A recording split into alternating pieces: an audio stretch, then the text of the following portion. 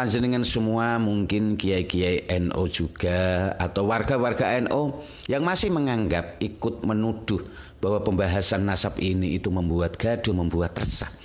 Cobalah lihat fakta, kenyataan yang ada di masyarakat panjenengan semua itu. Coba lihatlah apakah mereka pernah mengatakan resah, gelisah, maksudnya kok ini ada pembahasan ini. Inilah yang sebenarnya membuat resah, yang sebenarnya membuat masyarakat gelisah, gaduh, menjadi emosi dan sebagainya. Itu bukan dari Kiai Imatnya, bukan pembahasan nasab ini yang disampaikan oleh Kiai Imat dan kawan-kawan, bukan. Justru yang membuat terpecah, adu domba dan sebagainya adalah orang-orang yang menfitnah. Bukan malah langsung menutup masyarakat untuk mendengarkan apa yang disampaikan, kebenaran yang disampaikan Kiai Imat dan kawan-kawan, dengan mengatakan bahwa apapun mereka yang katakan tentang pembahasan nasab itu adalah fitnah terhadap dzurriyyah Nabi. Ini kan sejelas fitnah yang sangat kecil, menfitnah orang, membunuh karakter orang. Mereka tahu, para kiai ini tahu, seperti beliau Kiai Haji Miftahul Ahyar ini tahu tujuan mulia, tujuan tulus mereka yang membahas nasab. Untuk apa sih? Seandainya mereka itu memahami, seharusnya tidak ada suudzon, tidak ada prasangka buruk, dan tidak ada penolakan terhadap pembahasan nasab.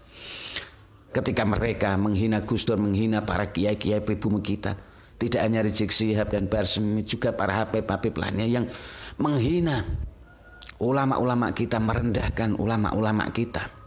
Sudah jelas mereka menghina.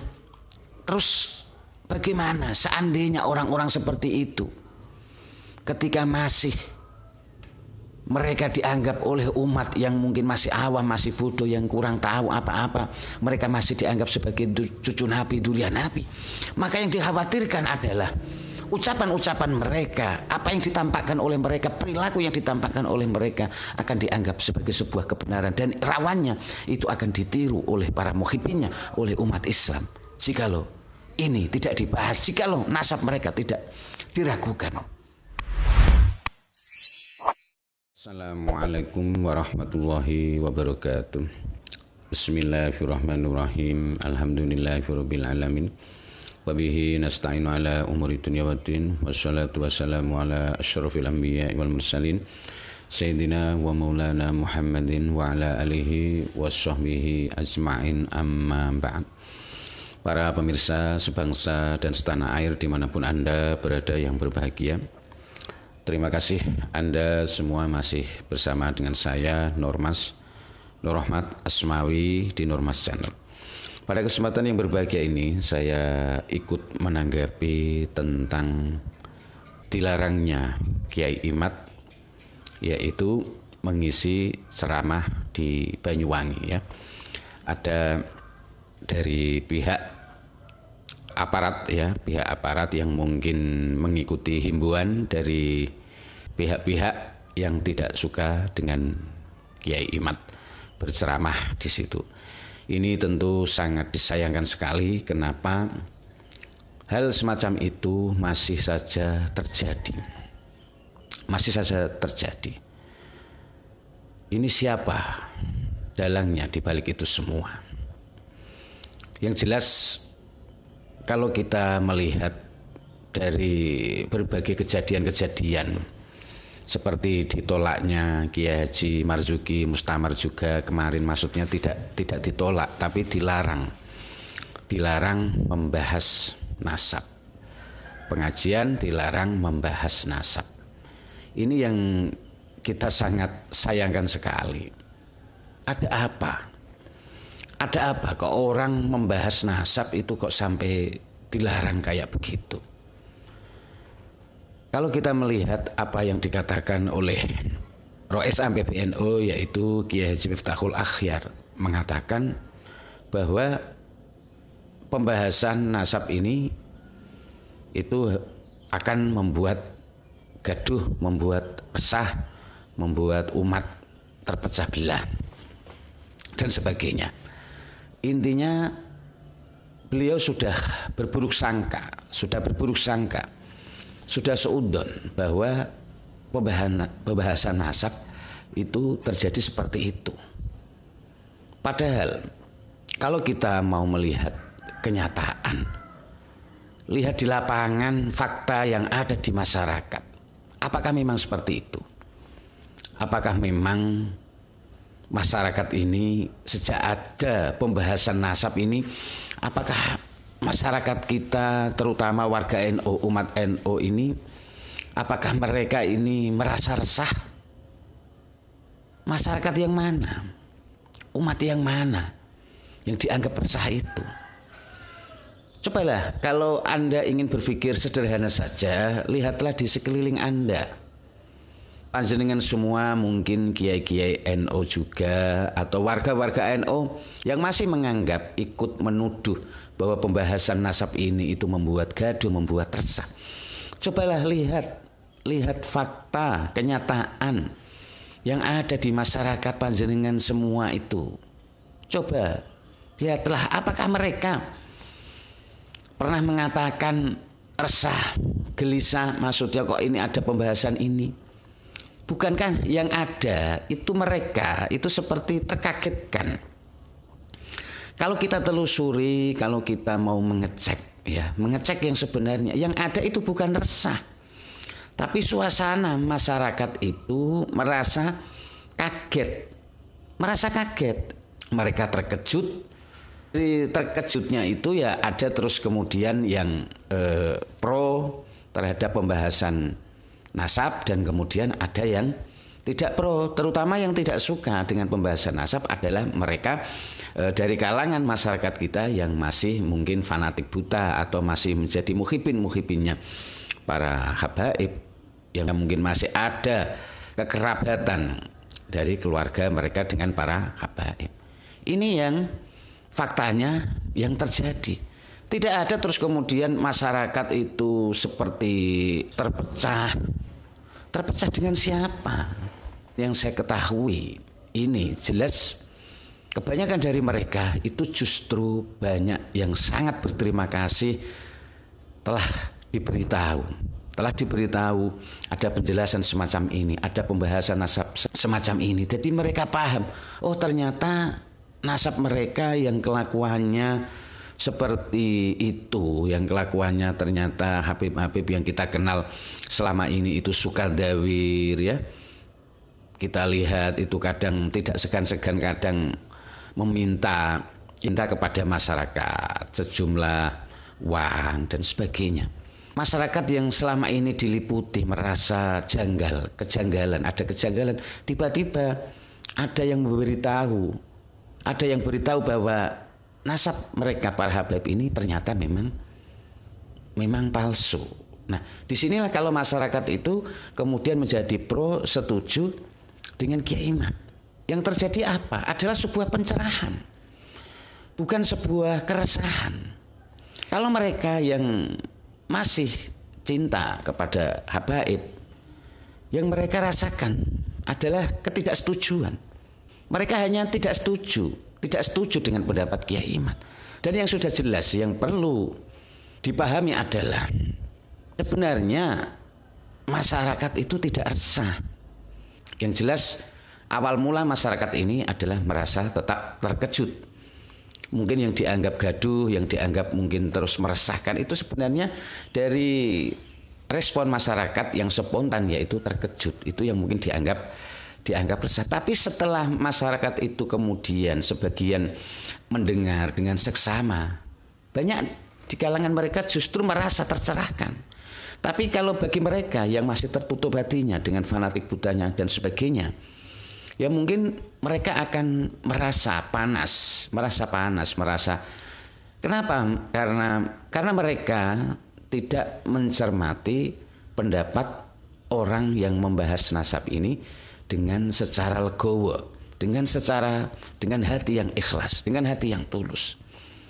Mereka sudah justru a priori antipati dengan orang yang membahas nasab. Dan yang fatalnya adalah ketika masyarakat ini belum tahu apa-apa, belum tahu siapa sebenarnya Kiai Imad, belum tahu orang-orang yang membahas nasab, belum tahu tujuan tulus orang-orang yang membahas nasab ini. Tiba-tiba mereka sudah dijejali framingan, fitnahan dari kalangan habaib, dari kalangan orang-orang yang membela nasab mereka, yang membela dengan membabi buta.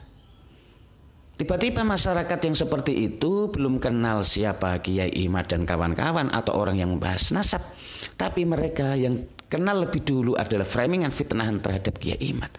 Maka yang terjadi adalah sebuah kebencian.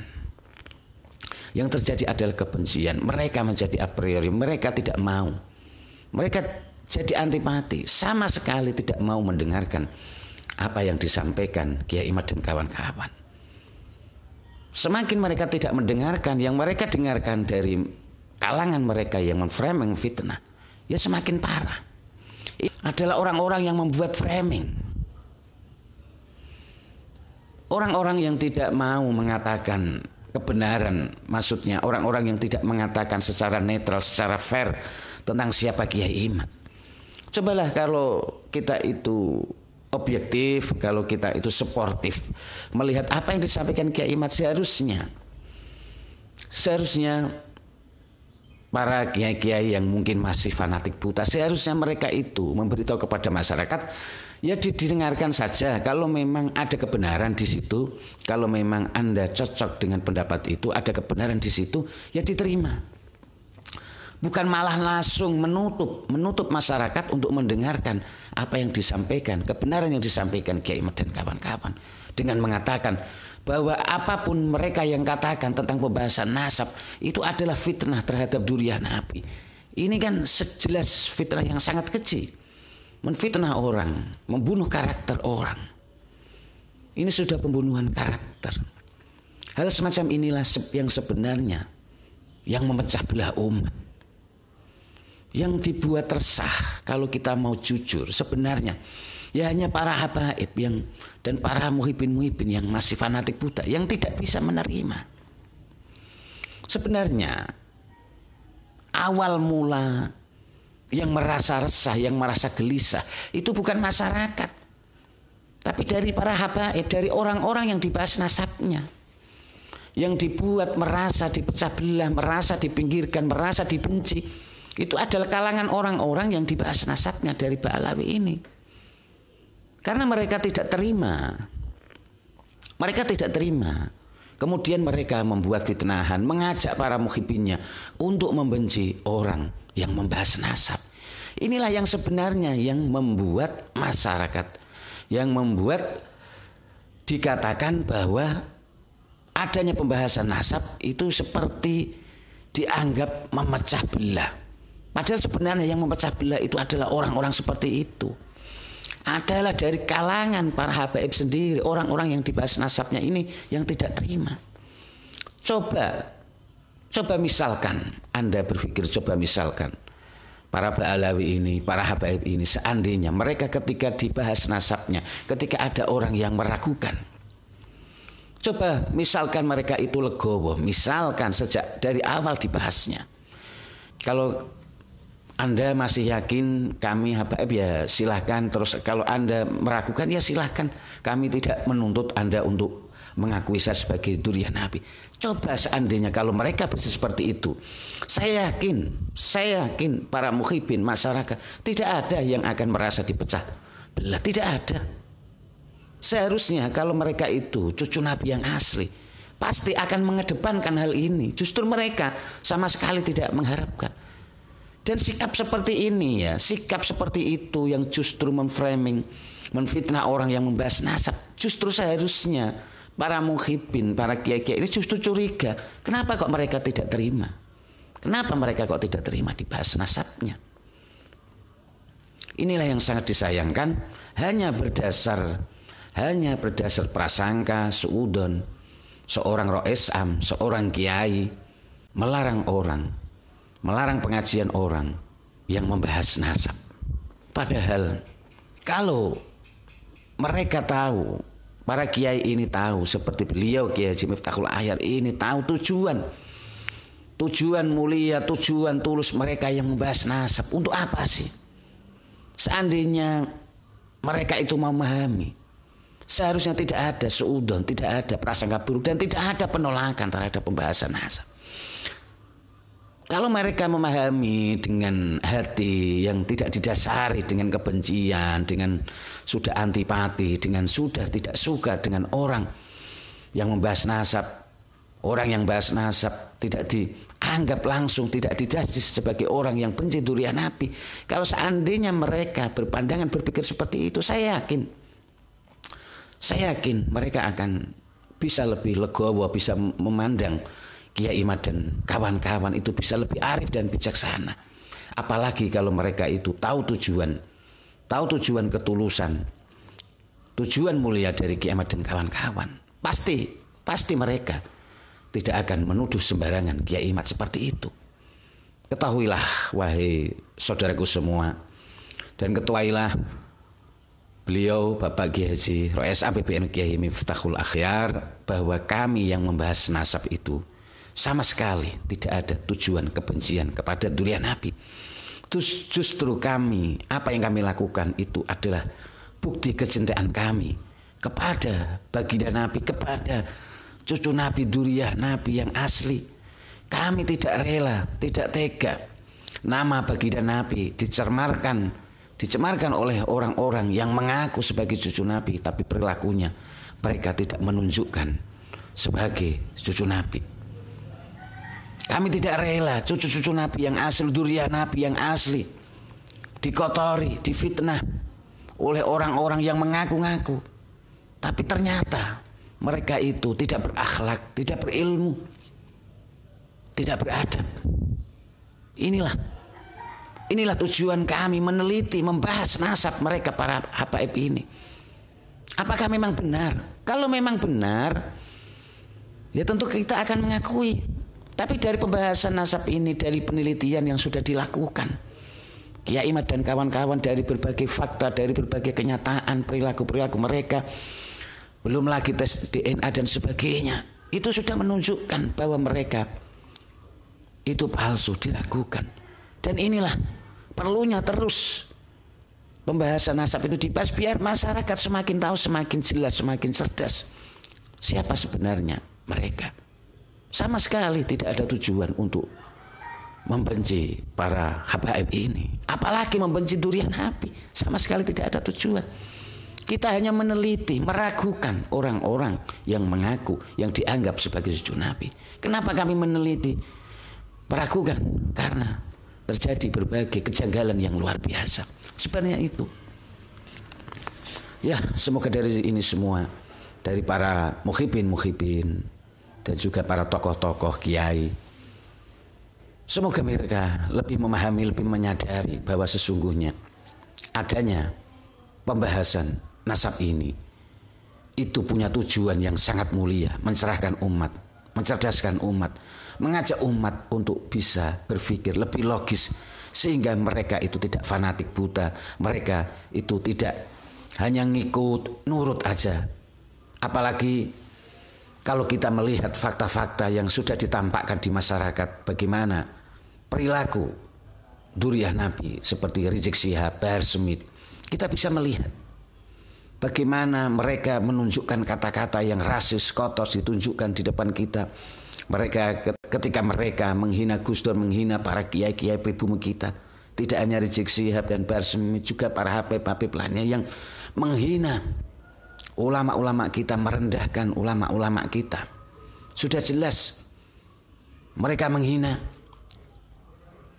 Terus bagaimana seandainya orang-orang seperti itu, ketika masih mereka dianggap oleh umat yang mungkin masih awam, masih bodoh, yang kurang tahu apa-apa, mereka masih dianggap sebagai cucu Nabi, durian Nabi. Maka yang dikhawatirkan adalah ucapan-ucapan mereka, apa yang ditampakkan oleh mereka, perilaku yang ditampakkan oleh mereka akan dianggap sebagai sebuah kebenaran, dan rawannya itu akan ditiru oleh para muhibinnya, oleh umat Islam. Jikalau ini tidak dibahas, jikalau nasab mereka tidak diragukan karena terjadi sebuah kejanggalan dari perilaku, dari data dan sebagainya.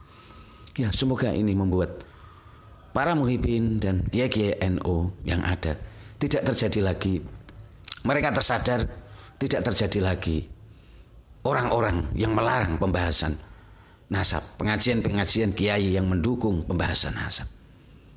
Seperti Kiai Haji Marzuki Mustamar, Kiai Imad dan sebagainya. Ya, saya kira cukup sekian dari apa yang saya sampaikan. Mohon maaf atas segala kesalahan dan kekurangan. Wabillahi taufiq wal hidayah wal afu minkum. Wassalamualaikum warahmatullahi wabarakatuh.